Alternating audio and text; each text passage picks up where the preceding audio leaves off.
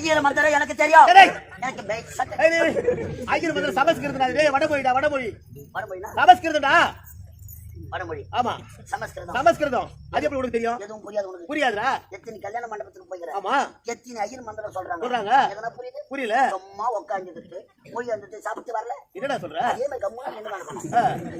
சரி, உனக்கு எப்படி தெரியும்? எனக்கு தெரியும். உனக்கு எப்படிடா தெரியும்? எங்க அப்பா செத்த பிறகு எங்க அம்மா ரொம்ப வறுமையில வாழ்ந்தாங்க.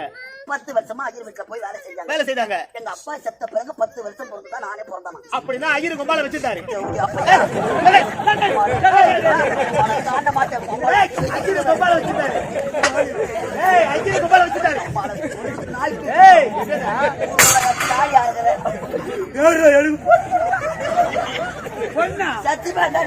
ஐயர் கும்பால வச்சிருந்தாரு.